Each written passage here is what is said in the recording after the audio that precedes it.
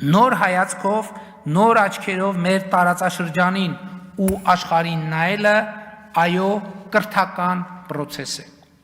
Ու տարածաշրջանում ինքներս մեզ նոր հայացքով եւ նոր աչքերով նայելը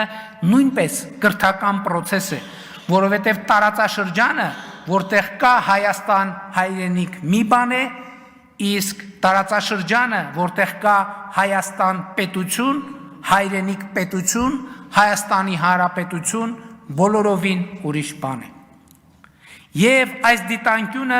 չափազանց հետաքրքիր նրբություններ է բացահայտում։ Ներհայաստանյան դիսկուրսի մի հսկայական մասը լրացվում է նրանով, թե ինչ են ասում ուրիշները, ինչ են ասում այլ մայրաքաղաքներում։ Այստեղ խնդրեմը ոչ միայն այն է, որ հայաստանյան քաղաքական եւ հանրային որոշ դերակատարներ հաճախ այդպիսով դառնում են օտար ասելիքների քարոզչական գործակալներ, այլև այն, որ դուրս է թողնվում ամենակարևոր հարցը, ամենակարևորներից ամենակարևորը, իսկ ինչ ենք ասում մենք, ինչ ենք ասում մենք,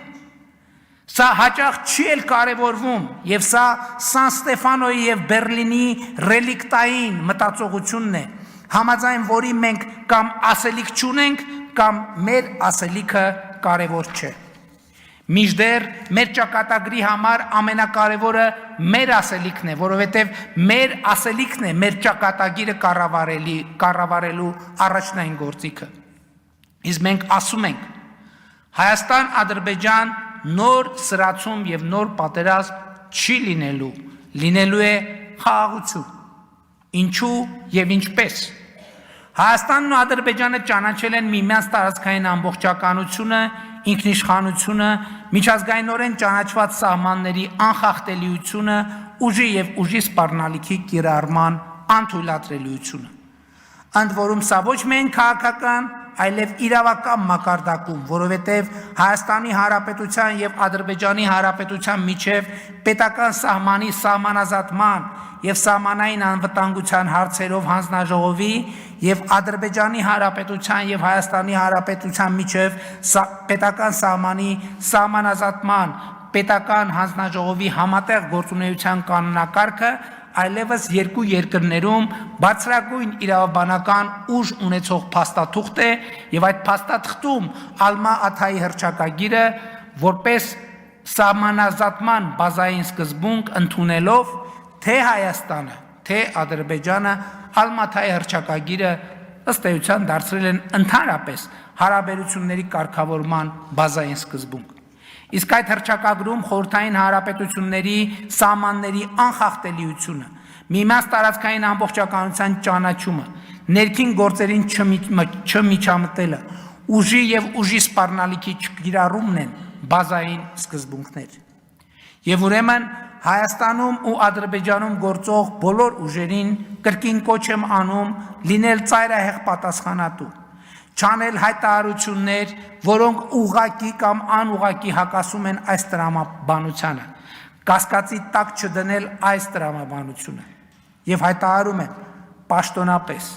Հայաստանի կառավարությունը չի անելու հայտարարություններ եւ գործողություններ,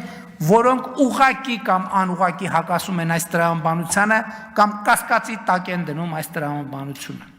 եւ կոչ եմ անում Ադրբեջանի կառավարությանը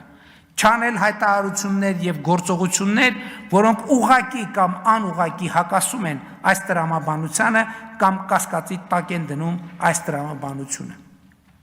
Հայաստանը եւ Ադրբեջանը միմյանց միջև խաղաղության եւ միջպետական հարաբերությունների հաստատման մասին համաձայնագրի նախագիծը համաձայնացրել են, նախագծի համաձայնեցման շուրջ բանակցությունները ավարտել եւ ինչպես ցույց տվեցի ապրիլի 15-ի իմ զեկույցում համաձայնագրի ստորագրման համար որևէ խոչընդոտ չկա։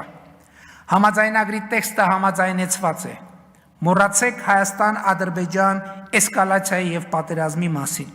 Հարավային Կովկասի պատմության նորեջը պիտի բացենք միասին եւ մենք պատրաստ ենք միաժամանակ ստորագրել խաղաղության համաձայնագիրը եւ Մինսկի խմբի կառույցները լուծարելու